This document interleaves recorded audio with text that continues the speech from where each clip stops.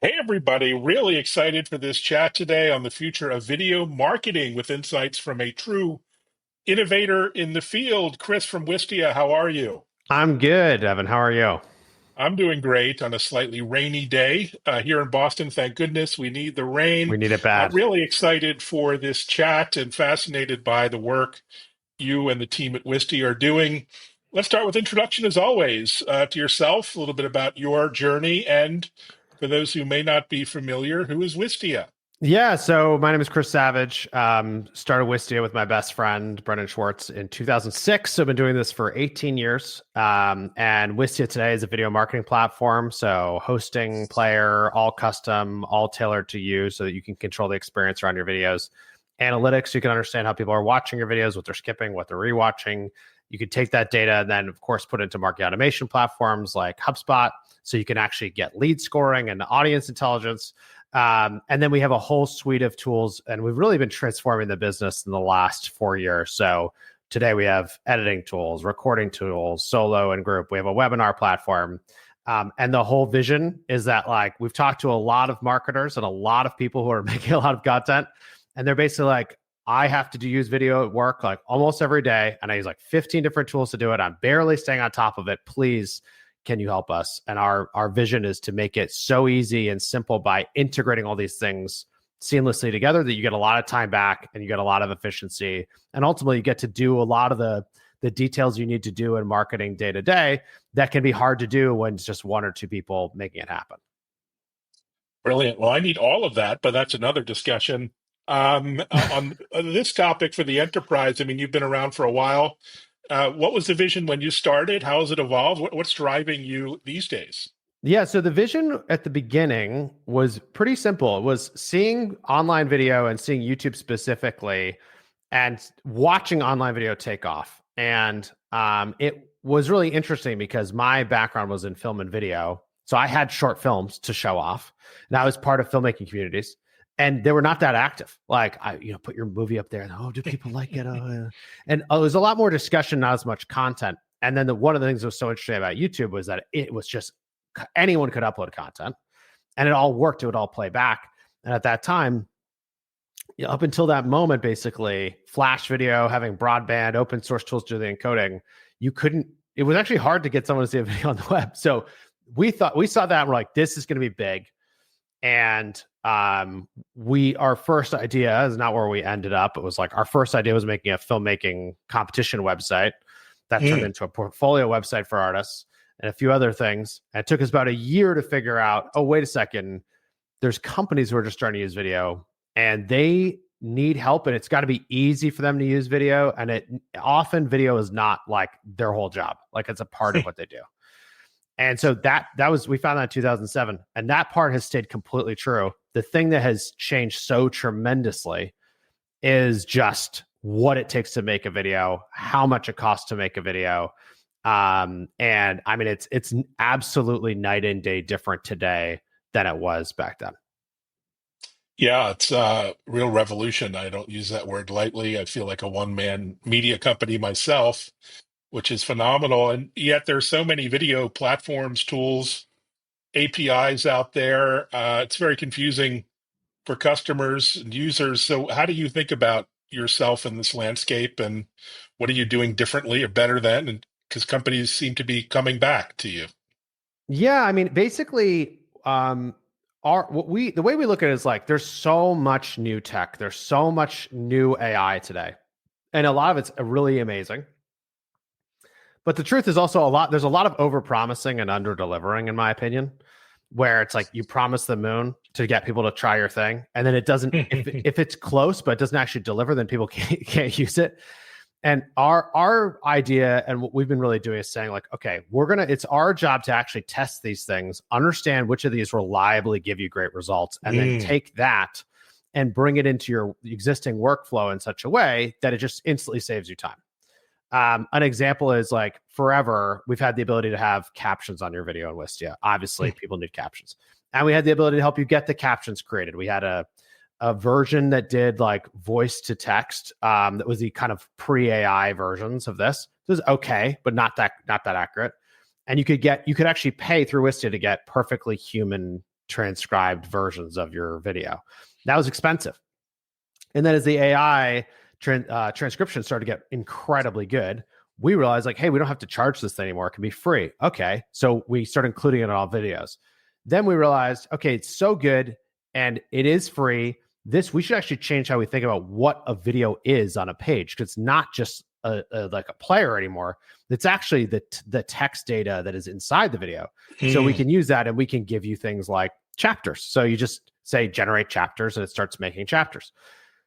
This is an interesting point because like you can go in Wistia today, you can generate chapters, but we didn't want to make that the default unless we actually thought the chapters were good. Because otherwise we're gonna make every video worse. We're gonna like, give you a bunch of bad data. So what we do is we iterate on the prompts and we look at how people are using that. We iterate on the background and change out providers and stuff. And then once we feel like something is really works really well consistently, we make it the default. And so if you go and look in Wistia today, you'll see a lot of stuff like this, where you have chapters, we have translations between different languages of captions, we have Mm. the AI titles, AI descriptions, AI tags, a lot of the busy work and stuff that comes with that, and just trying to like reduce it for you as much as possible. Another example of something that you can do in Wistia today that's truly driven by this is we have the ability to make social clips.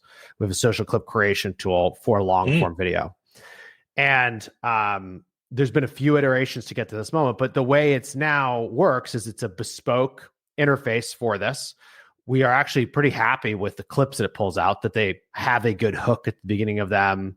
And they have to try to deliver on the meat of the hook and a few other things. And then you can go through and you can switch the the brand and look and feel of the captions and things. And it's all very, very simple. It's like a very basic interface, actually, but behind the scenes is all the power. And then we look at that as like, how many of those clips does somebody make? Do they actually use? And as that gets higher, we can start making the clips for you automatically. And so there's tons and tons of things like that in Wistia today. That's amazing to see how AI is impacting video creation and marketing. And clearly, you're at the forefront of that. What does that look like behind the scenes? Maybe you can give us some insight on the tools, the techniques, the technologies that you're leveraging to get more out of video, and what's involved with all of that. It's quite a fast-moving, day-to-day It's very kind of fast environment. moving. Yeah, so we had a call to make a couple of years ago, and we said, "Hey, do we want an AI specific team at Wistia Mm. or not?" And we made the call, no, we're not going to have one specific team. We're going to tell all teams, like all product teams and the whole company, we believe that there's going to be so much productivity and so many kind of magical things that can be done with AI that we actually need everyone evaluating it for every use case. And there's so much investment, innovation happening in AI, so literally so many dollars going into it, that it's also causing the cost of these things to drop tremendously. And so what it looks like day to day is different teams trying different tools and saying like, how reliable is this result? Mm. Is the data that this came from something that actually can be used in like an enterprise fashion or not? Like all these different questions.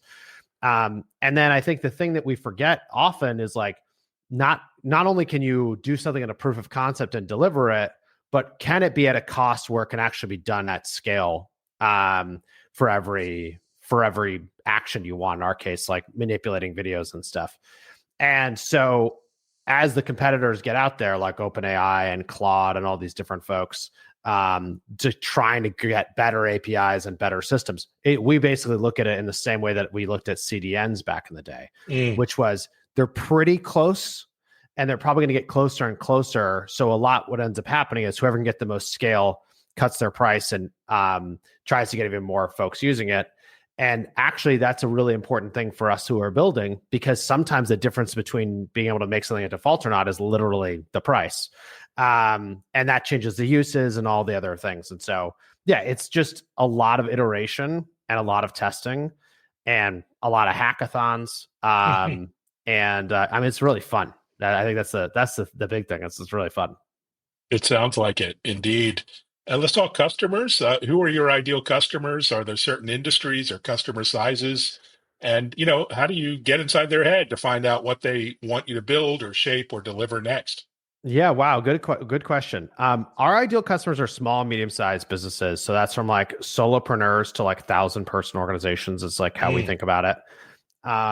The way we get in their heads is we talk to them a lot. mm. and, Shocking. it's a shocking thing. It's actually easy to not do.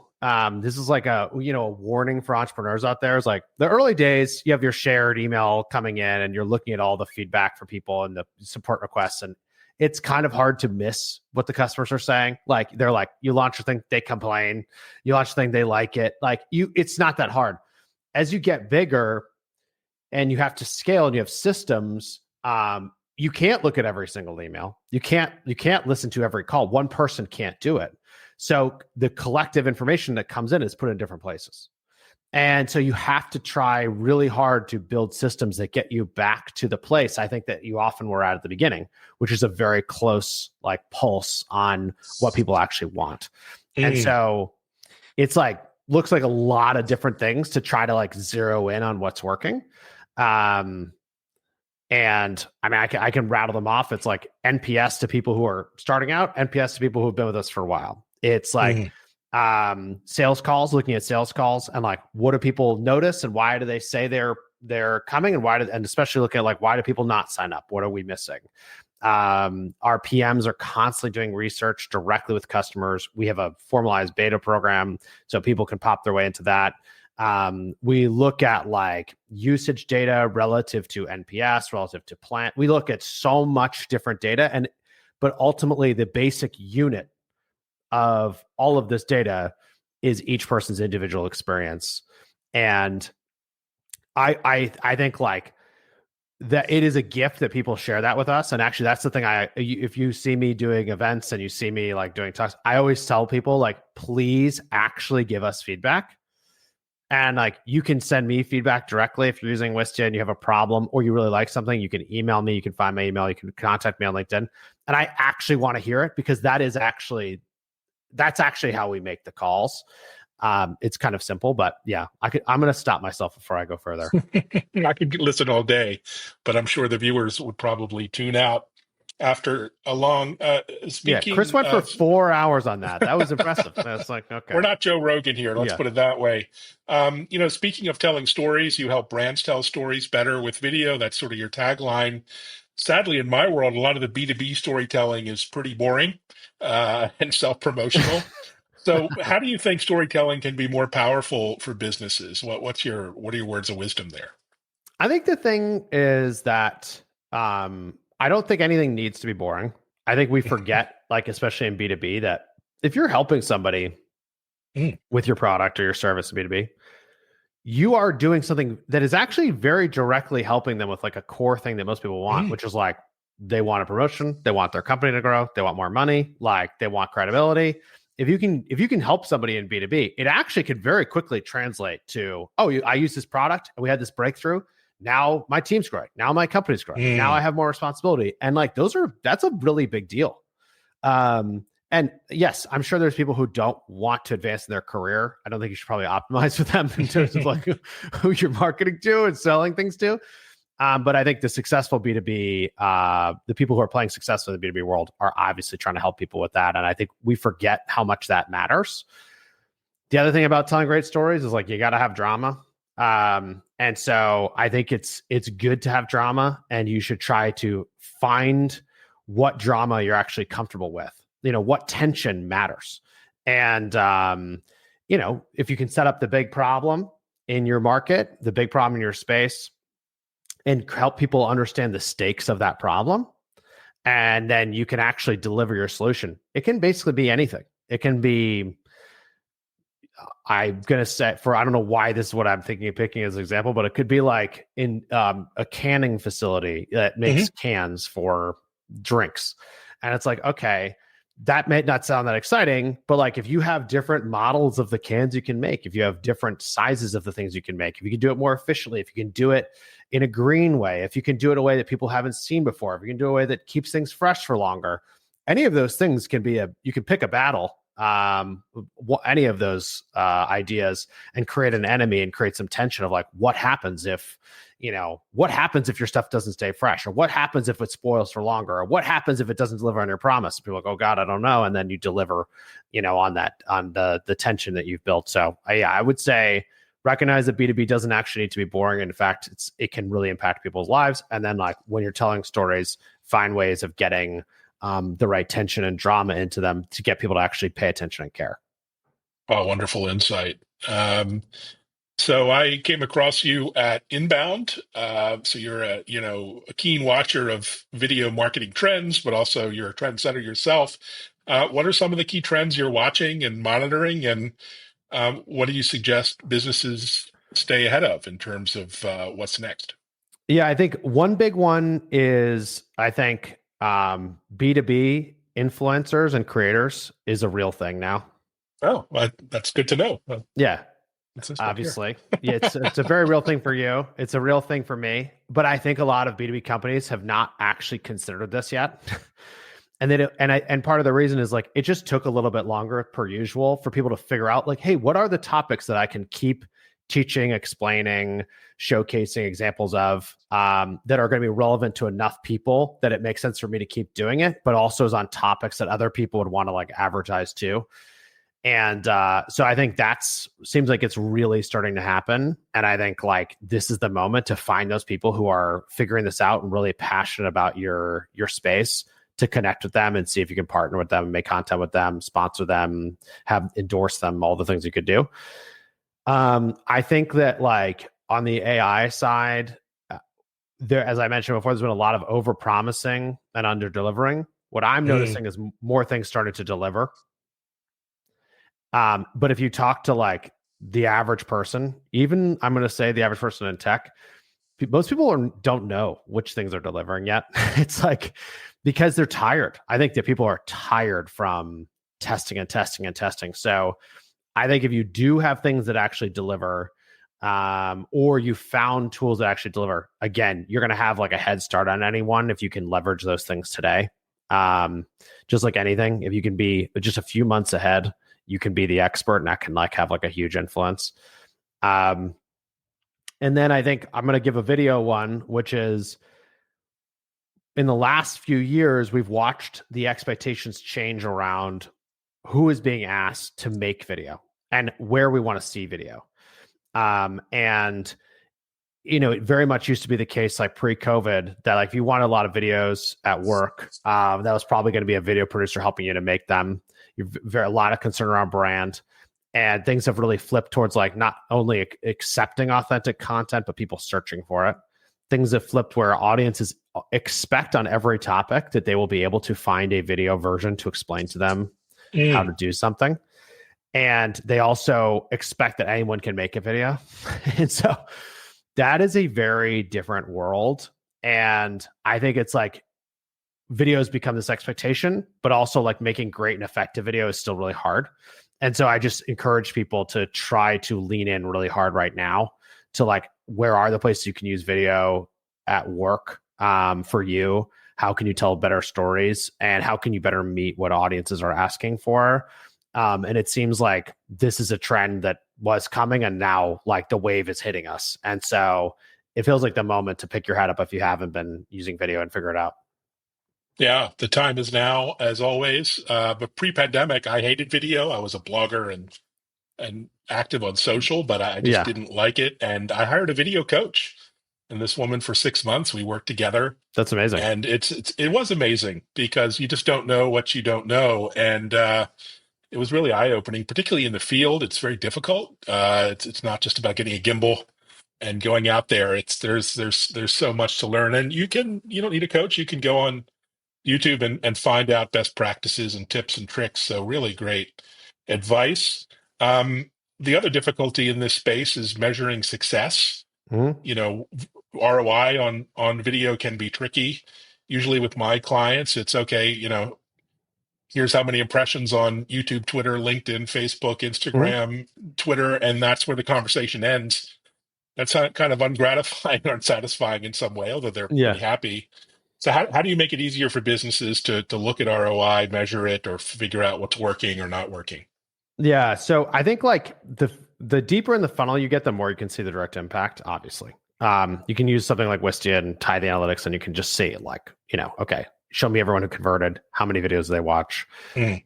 You can know basically that video moved the needle. I do think the way that most people evaluate video is in the context of whatever job they're trying to do. So to your point, like if you're trying to make video on social, the thing what everyone ends up doing is looking at like, okay, how many views are we actually getting? Are they organic or not? And are people sticking with it? And if people are sticking with it, and you're getting a lot of organic views, you've probably done something right. And then it's going to be the details of like the qualitative feedback of how can you iterate going forward. If you go and look at like a lot of the YouTubers who have built really big audiences, they're looking second by second at where people leave and what keeps them engaged, and even cues that signal to somebody like, hey, you should stick with us or not. Like an example would be, we've seen this in Wistia data. You'll see it at scale. But if you ever give someone a signal that you're wrapping up accidentally, and now for our last thing, or like, thank you so much, or we need to do this, or like any like signal, people usually turn it off at that exact moment, even if you're like halfway through. And so there's a lot of things that you'll pick up when you match like the engagement data with what's actually happening in the video. And so I look at it as like, if you're going to be optimizing for social and you're optimizing for brand, you're really competing against like brand ad views of your own. So how much would you have to spend on that? How many views would you get? And then you can look at the organic side and do the math. And it's kind of simple. Like you should just put the money where it works better for you. And just like with any, let's say on the brand example, what should happen with most brand spend is like you change your awareness and your affinity in your market. And eventually that shows up as like traffic on your website and signups. And so the other way to get the signal is actually on signup, say, where did you hear about us? Really simple. And I can tell you, we did that way too late in the history of Wistia. And when people actually fill out a form, like a blank text form, and tell you where they heard about you, you learn very rapidly things that can often be very hard to learn otherwise. It's amazing. Yeah, surveys are amazing. Any feedback is incredible. So there's this ongoing debate, discussion around short versus long form content. What is short? What is long form? My view is it's all good, all the above. It's not one or the other. It's both and everywhere all at once. But how do you think about, short versus long Yeah. form, and how do you, as a business, decide what is right for them? I think short form is to attract attention and long form is to retain it. Mm. So I think you want to look at what problem do you have. If you're getting a lot of eyeballs already, but they're not converting and sticking around, like probably long form is what you should be investing in. If you're having trouble getting people to pay attention to what you're doing at all, you should be experimenting with short term. I think the thing that's crazy is like how much short form has changed. Like this is what we see in our data. So we have this like state of video report that we usually release Q1 every year. And in the data this year, you see some interesting things like actually people are much more comfortable today watching much longer form content than they used to. But also the first touch with most content and most brands is shorter than it's like ever been. Right. So, and it makes sense if you think about it, like we have all these vertical video scrolling apps, TikTok, LinkedIn now has a video field, like Instagram, and you're swiping and you're giving things less than a second. And then you find something that I like this. This is interesting. Like this is funny. It's interesting. It's entertaining, or it's educational, or whatever. And then you stick with it. Now, if you run into that same person or brand again, you start thinking it's like their face is the branding. And it's like, oh, I know this face. Like I trust this face. This person seems like they know what they're talking about. Often what you'll see is that then ultimately translates into what else did they do? And you go and you search like, oh, I wonder if they're good in like a long form format. If I'm learning a lot in like a 10-second, 30-second video, maybe I'd learn a ton in an hour. And you go watch a long form thing. And if it actually delivers, you think, man, this person really knows what they're doing. And usually, if you have that experience, you've just found someone who is either has a massive audience or someone who is about to have a massive audience. And it's just like the way that our world works. Like we start short form and it becomes long form. And I think ultimately what this does is I'm a big believer in like trying to look back at a very long period of time and then understand what things are the same, what things are different.